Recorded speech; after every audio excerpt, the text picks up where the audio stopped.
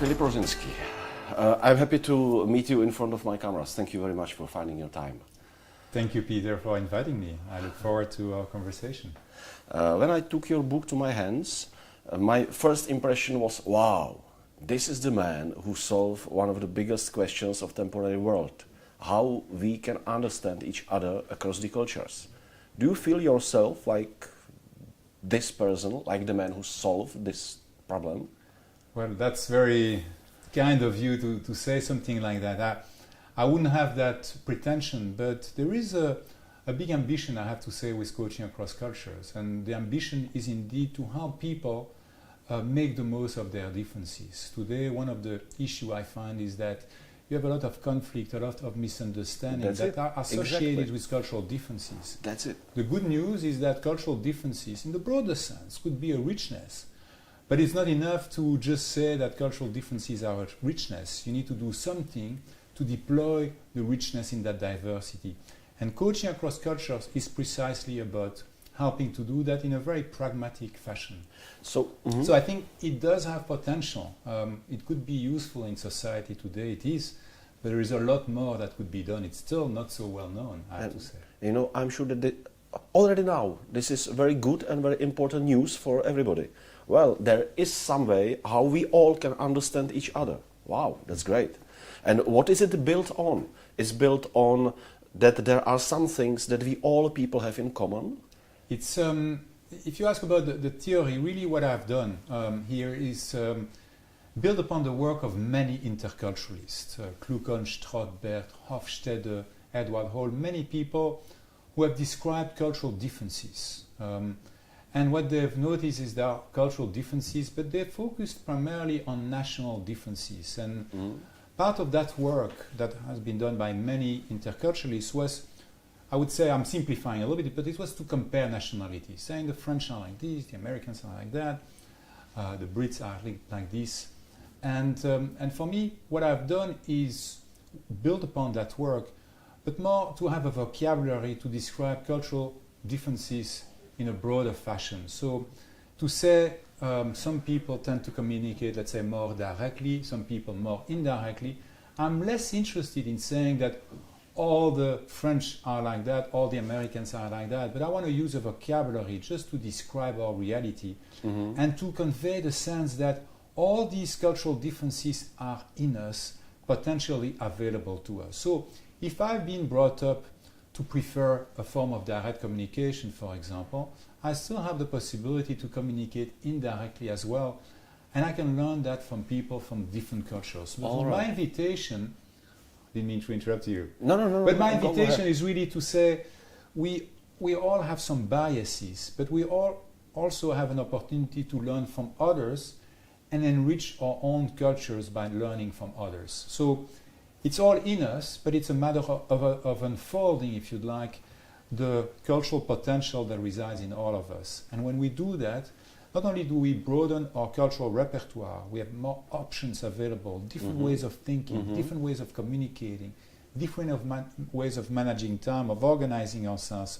But we also have an opportunity therefore to reach out to other people, to understand them, to communicate with them, to work with them. That's the idea. So this is about to widen my personal soft skills in communication, understanding, and patience. It's to widen my view of the world. I have a certain view of the world.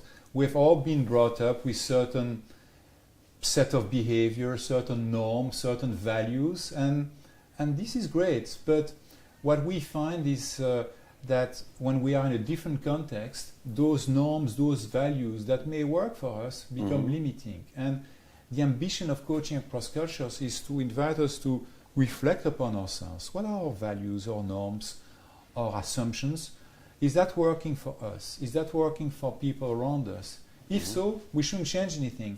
But if we find that this may not be working for us so well, or there may be other ways for us to be even more effective, then we have an opportunity to go beyond our current cultural limitations to broaden our repertoire. If I may compare this to a tennis player, you know, I may be a tennis player like Björn Borg when I was in school. He was a baseline tennis player. He was great. I remember him. And he would win Roland Garros several times. He won 6 times, if I remember correctly.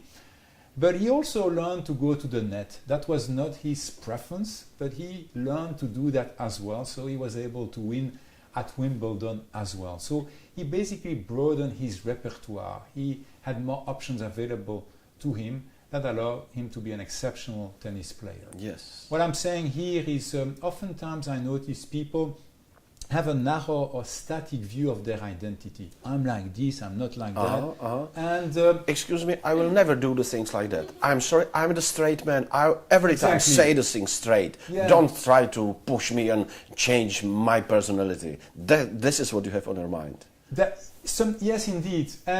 Yes, indeed. And that's unfortunate that people would have such a static view of themselves without contemplating the possibility that maybe they can broaden their repertoire. They are not just that direct communication person or that hierarchical person or whatever the case may be. And the way I would engage with this person is not to say this is bad, you know. I wouldn't judge the person or criticize the person, but I would invite the person to be even more himself or herself by embracing other possibilities. So this is about to find in my personality these different kinds of communication, understanding, maybe showing myself and these things. I remember in Mongolia, we have been crossing Gobi in a car and having some troubles with a machine.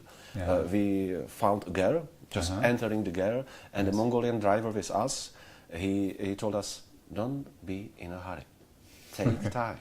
Yes. We entered the girl. The man sitting inside just only looked at us, said something in Mongolian language, and the lady took just the cups and started to prepare the tea. Our driver said only, good afternoon. And we spent 2 hours sitting, drinking tea, just sharing the time. And we have been waiting till the man from the girl would say, may I help you somehow? And all the Mongolian people, they knew. And we have been still waiting. What's up? Why are we waiting? We should go, you know. And I think this is a situation where you can just be there and help. But it sounds that in this situation you were open enough to try something different. Maybe if I understand correctly, you would have been, your desire would have been to just rush and go forward. And here you accepted to just slow down for a moment. And maybe... Did you learn something from that experience? What did you learn from it? A lot. What did you learn from that experience? I learned that if I feel that I'm in a hurry, it doesn't mean that I'm objectively in a hurry. No. The world has its tempo, and the better is listen to this tempo than to try to push the world to change. No way. No way. And it's great memory until now. Well, I mean, thank you for mentioning this example, because one of the aspects we talk about in coaching across cultures is time. For example, we compare time, a certain notion of time that would be scarce versus a plentiful notion of time. And oftentimes people have the sense, like you just described, that time is scarce. There is never enough time to do all the things we need to do, therefore we need to rush. When we rush, what happens is when we learn how to rush, we learn to be very productive, to do a lot of things in a short amount of time. But the problem with that is sometimes we become so productive that we end up doing a lot of things and we end up being overwhelmed. And so what we propose here is that in other cultures, like Mongolia, as you described, people have a view that time could be plentiful. If I believe that time is plentiful, then I can slow down, I can relax, I can take the time. And the paradox, as I often say in seminars, is when we slow down, that's when we can better appreciate the scarcity of time. It's when we slow down, when we view time as if it were plentiful, that we can better appreciate the scarcity of time. By viewing time in a plentiful fashion, then we can discern what is truly important, and we can learn to be effective, that is to focus on what is right, as opposed to just being efficient, that means doing things right. So what I'm proposing also here is that it doesn't have to be one or the other.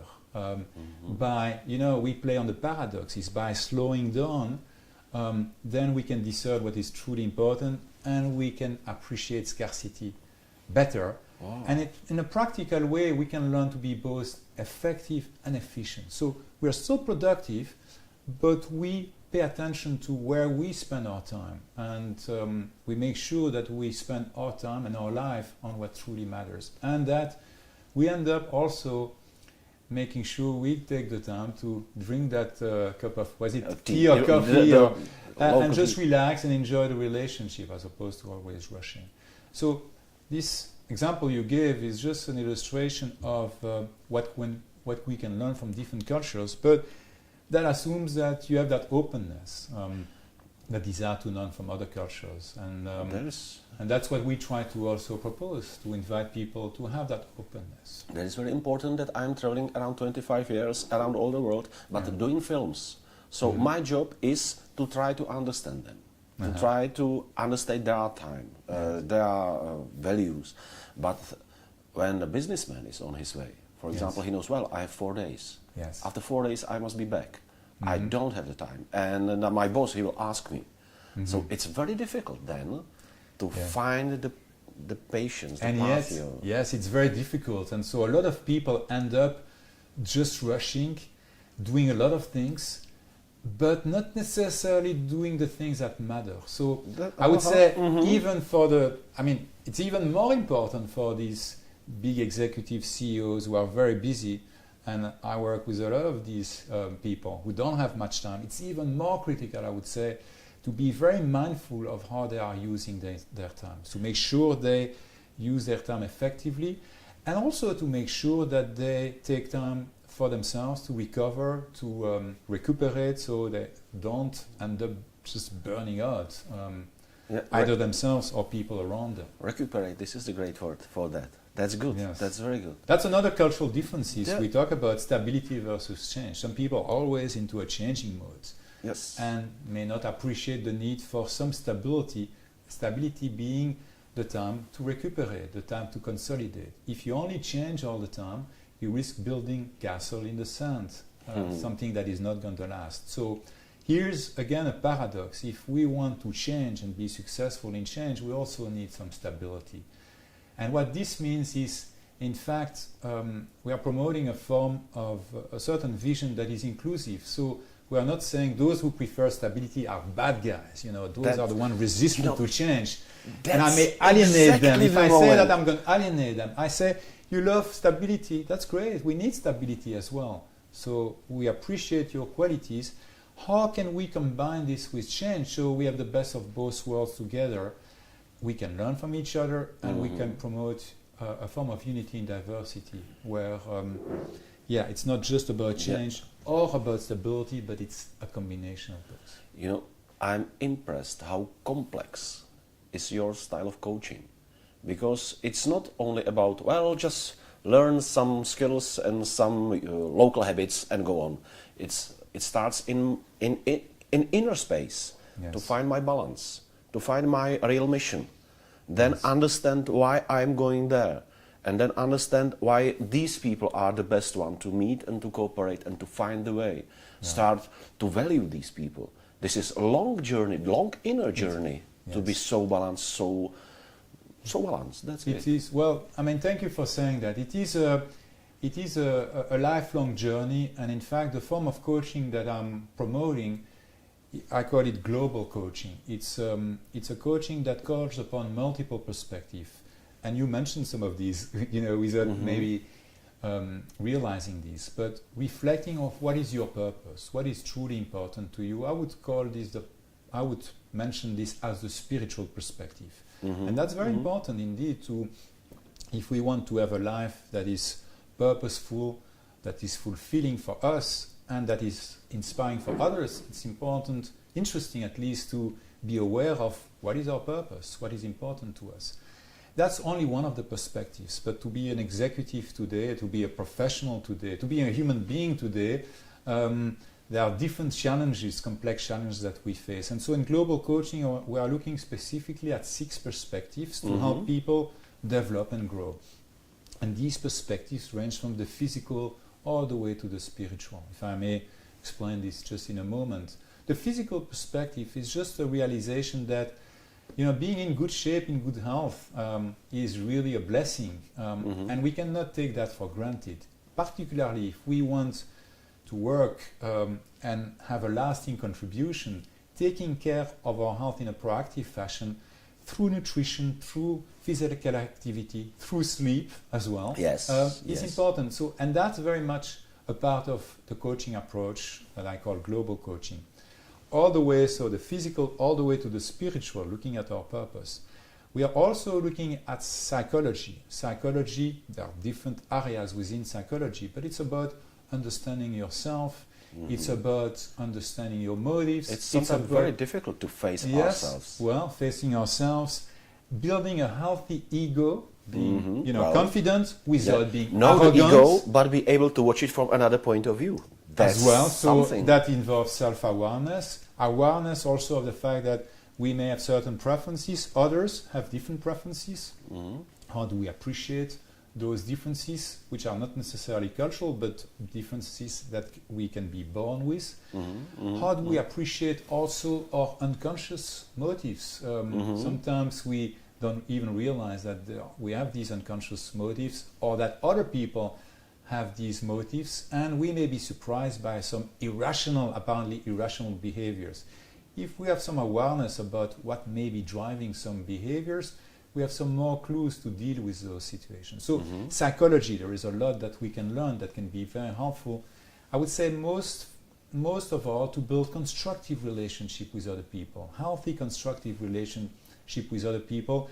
When in fact, if you see organizations today, the world today, you see a lot of negative games that people play and a negative use of energy. So psychology is useful. Culture, we have already mentioned it. Yes. The political perspective is also one that I like to consider, because in organizations that is, I would argue, part of life as well. And the reason for this is, whether we recognize this or not, we all have our motives. And to achieve our goals, we typically need others. And others, they have their goals as well. So we depend on others, they depend on us. How are we able to ensure that our agenda is taken into account? Well, we may be very good at what we do, but to be able to push our agenda, we typically need others, and we need to build alliances, for example. It's okay. Sometimes people see that as a negative activity, but in the book I explain about how we can do this in a constructive fashion. So I'm building my own power, but I'm doing that in a way that also serves others. And in fact, I may realize that by serving others, people around me and society at large, I may find even more meaning in my life. So everybody wins when we do that. So really this coaching, at some level, coaching is very simple. It involves just being there, listening, asking some questions. But here, if we talk about the global coaching, we go a little bit deeper. We look at the person, at the human being, as a complex person, as an integrated person, and we help that person address complex challenges by looking at their reality from multiple angles, multiple perspectives. I remember with my small daughter, I have been in a desert, meeting the people living in the desert, and she started to laugh at them. She said, well, look at them, how crazy clothing do they have? Why are they doing this crazy stuff? I said, well, listen, if they are living here for centuries, then finally there is a reason why to wear this kind of clothing.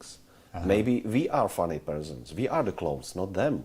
Excellent. And she started to think about it, and after a few minutes when she was silent, she said, Papa, can I try to wear this? I was happy. I said, well, good, come on, let's find it. So you're a great coach. And she did, no. A great coach in the sense, thank you very much. Really. In the sense, I think that you are inviting your daughter to look at them. What can I learn from these people? Instead of judging them and laughing, because it's okay, but it is funny. And it's okay to have fun from Central European eyes. And it's okay to laugh. Yes. I think her laughter was very kind and genuine. There was no mockery in that. That's right. That's so right. we can laugh because it's something. It was her just laughing. That's right. As well, That's like right. that. But I think what you also did with her was to say, okay, these people, what can I learn from these people? And in fact, she wanted to try their clothes. So I think that would suggest that you evoked her curiosity. And I think that's what we need more in the world. People who would invite their children to look at others in this fashion, so their children would be willing to learn from these other people. This is very interesting. I think that in temporary world, just multidisciplinary cooperation is growing. And your way of coaching, this is some special kind of anthropology, ethnography, kind of psychology, kind of personal psychology. And of course, it's a business. So I don't believe to changes in the world that are motivated in different powers than is ego and money. I think these two are, and the power. These three powers are the strongest, probably. Yeah. For the most people who are just leading the companies, the societies. And if people like you are just using these motivations to increase understanding among the people, then it's very good. I think, I think what is interesting also in what you say is, and thank you, that's very accurate descriptions of what I think I'm trying to do. Like that. I like to work with what is there. I'm not judging, and people may be motivated by power. I think that is a reality, and I think it's okay, because we all have some desire, whether we recognize this or not. So let's use this in a constructive fashion. When you talk about ego, we all have an ego. Yes. The good news, however, is that egos can evolve. Carl Jung was talking about the ego meeting the shadow, and then the self can emerge, a more complete form of ourselves. And I think part of what happens in this work is people, yes, they come with their ego, but as they go through this kind of process, they develop a more healthy ego, if I may say. One that is not just self-centered, but a form of ego that embraces their own complexity, and also a form of ego that becomes in the service of others. And so you see that I describe in the book, I refer to some work done by initially Anna Freud, actually looking at a defense mechanism we can use. As we develop as human beings, we start to use more mature defense mechanism. And an example of that will be altruism. Mother Teresa, for example, I don't know her personally. But I suspect she probably said, I was helping others not to care for myself, but I was just there for others. A psychoanalyst might say, well, probably she had her own motive. Whether she recognized that or not is almost irrelevant if in the end she's there to help others. And if it even makes her happy. And it makes her happy.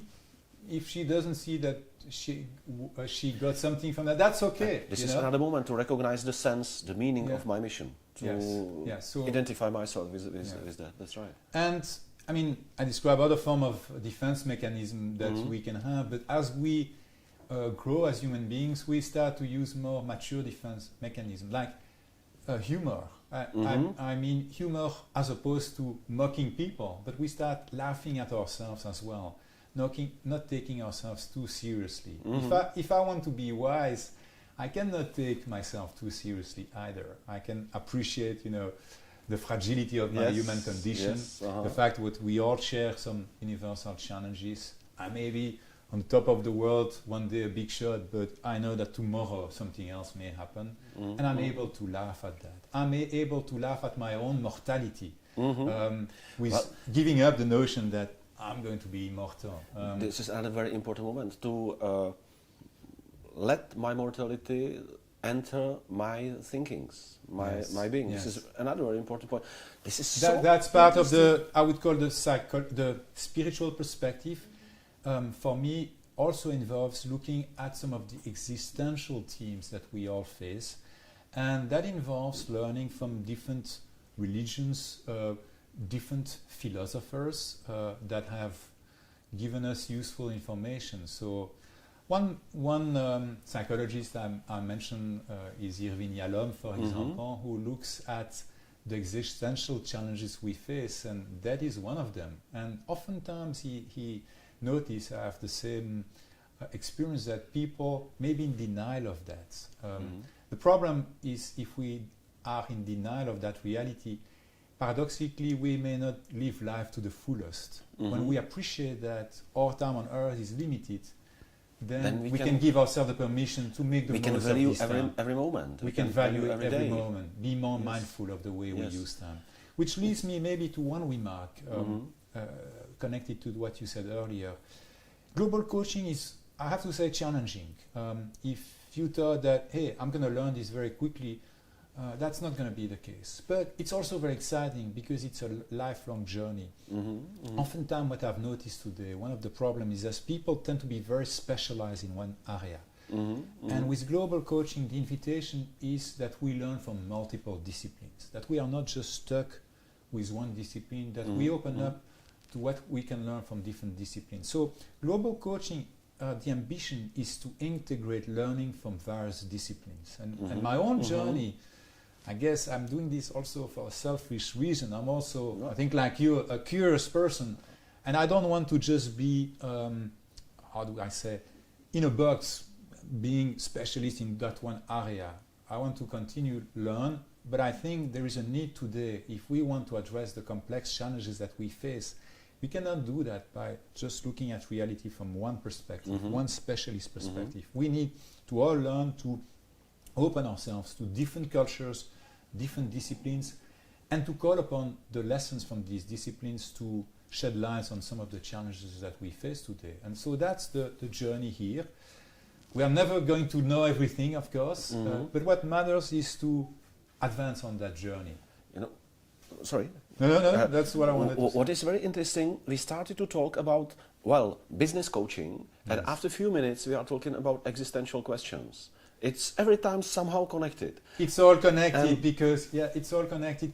I think, and I think you said it also very eloquently. We, in this coaching, we are very pragmatic. We address concrete. We want to help leaders and teams address very concrete challenges that they face. It's all right. But the idea is that the coach doesn't come here as the expert saying, you should do this, you should do that, and here's my advice.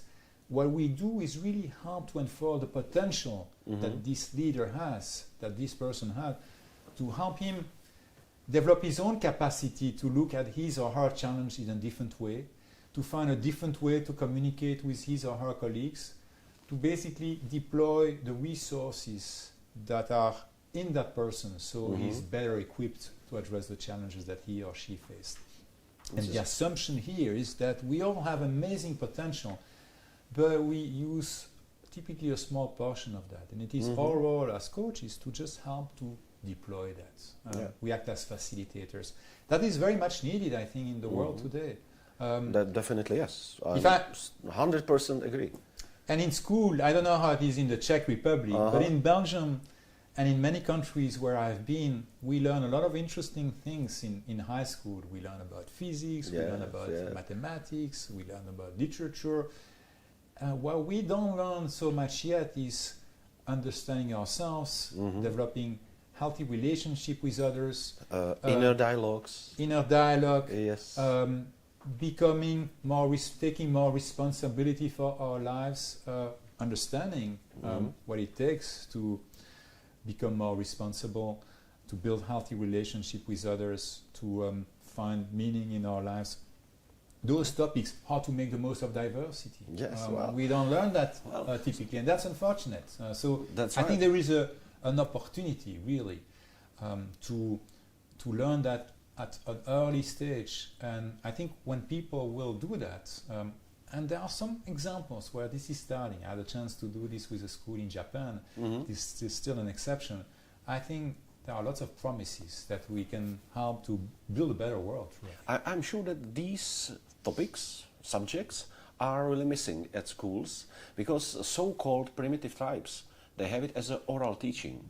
The elders are talking to the youngsters and they explain them your position in the world, your responsibility, how to think about yourself. Look at this fighter. He can do it because he has good balance with his self-confidence and physical abilities, etc., etc.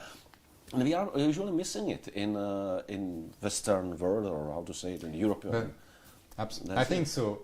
And going back to culture, that is also missing in actually in education for leaders, executives, managers, in many MBA programs still today. Wow. Yes, they have a class on intercultural management, they would compare nationalities, but still many of the leaders today, for example, are clueless about how do you ensure when you do a merger, an acquisition, an alliance, how to ensure that this becomes a success.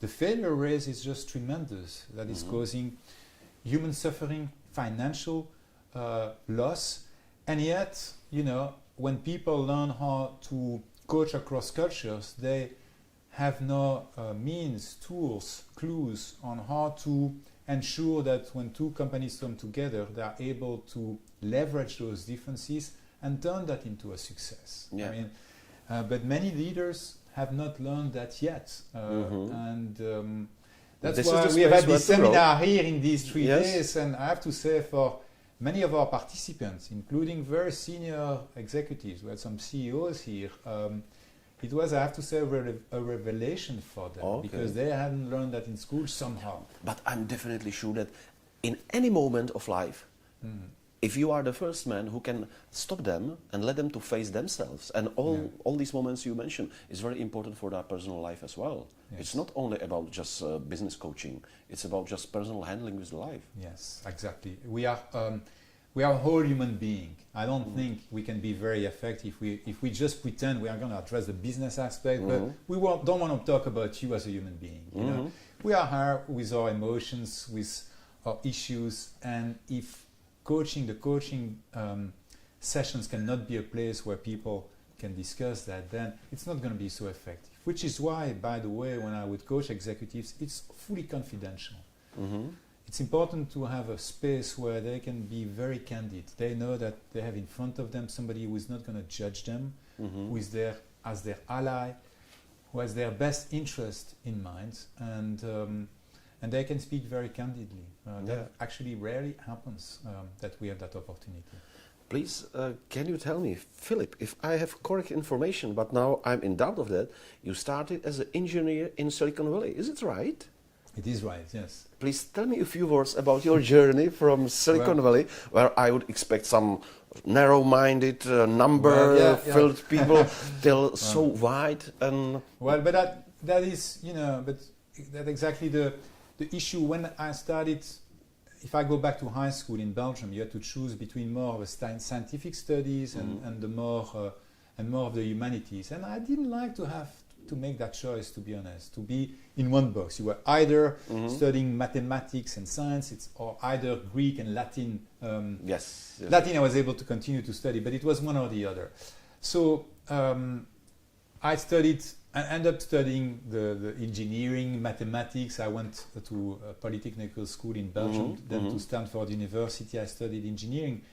But the good thing at Stanford is I was able to take all my electives in the humanities. So even though I got a master's in electrical engineering, I had a class in philosophy, one in history, one in sociology that accounted for my diploma. Still, you know, I was trained as an engineer, so I worked as an engineer in the Silicon Valley. That was my first job. Came back to Belgium, worked as an engineer and as a manager. But something that struck me is the fact that the human potential is often underutilized. And that's really so unfortunate for people, for organizations, for society in general. So I was wondering, how could we change that possibly, you know, to make a better use of human potential? And that was the beginning of a journey. I went back to business school, learned about strategy, marketing, even human resources, but not the answer to that question. And that involves a personal journey. I attended seminars, I read a number of books, and I ended up starting to coach. That was in the early 90s, without realizing that what I was doing was actually coaching. Wow. And then I wanted to be able to help people use more of their potential. And basically, I learned from different disciplines. I combined different disciplines, but rather than just training people, I was working with them, helping them identify their challenges, their goals, and working with them, helping them to achieve those goals. So that was the journey. So I would guess at the beginning.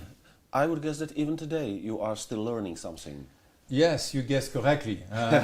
Because then what I realized was a lot has been already done, mainly from the US. Coaching had been created in the US, but what was missing in coaching was this cultural perspective. It was as if that didn't exist.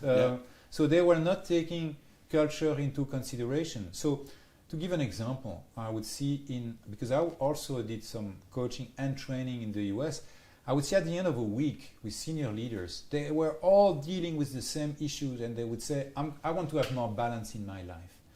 But they didn't seem to realize that maybe something in the current culture was driving them to not have that balance. And so that's just an example of the fact that culture was not taken into account. So I thought it would be interesting to systematically integrate culture into coaching. And in order to do that, then I studied, I read different books from different interculturalists.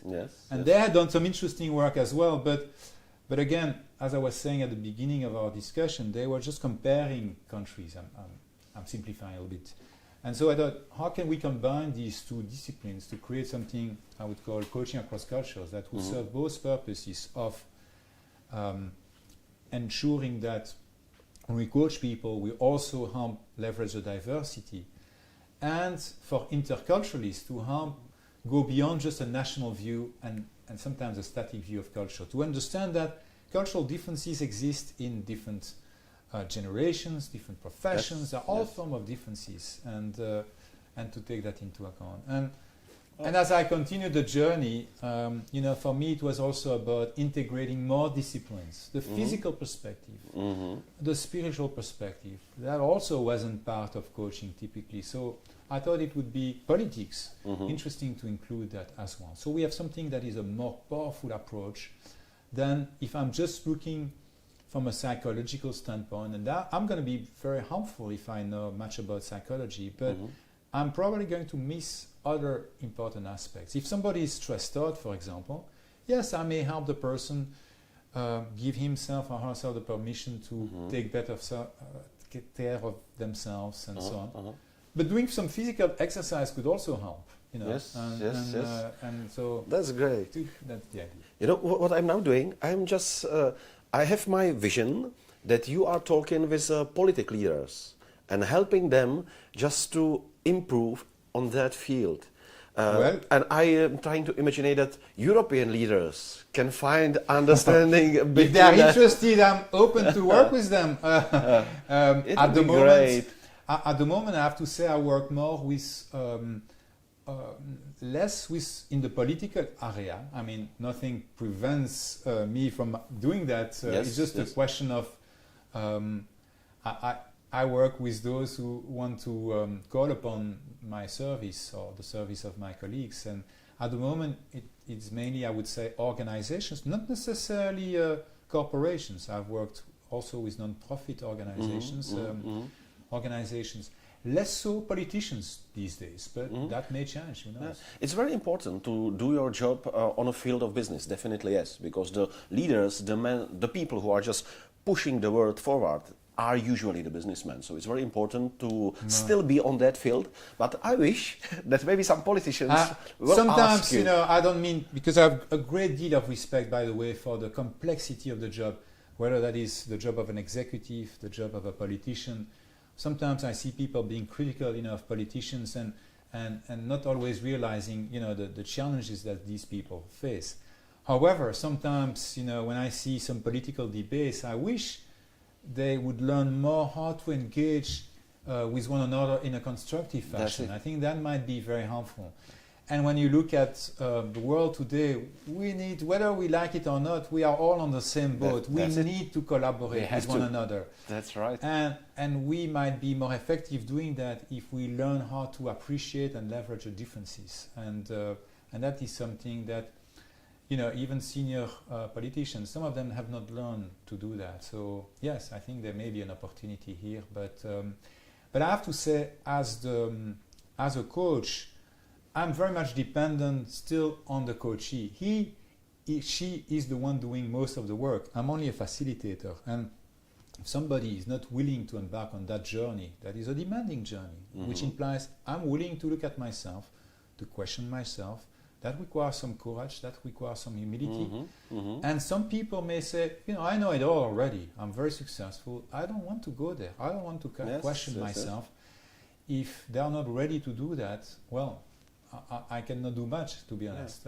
I need to have somebody in front of me who is willing to engage in the journey, who see a potential benefit for themselves and for others to do that.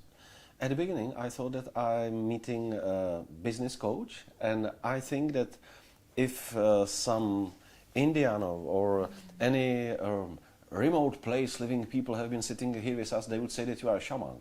Is this really something like this? Well, I take that as a compliment. I mean it like this. But I mean it like that. Yeah. Well, we can use different words. I'm just trying at my level to help people use more of their potential, so they can live a more fulfilling lives, and they can help build a better world. So I try to bring my contribution to help do that. And you can call it however we want, but that's what I try to do. That was a great meeting. Thank you very much. Thank you very much, Peter. And good luck. Thank you. Good luck to you too.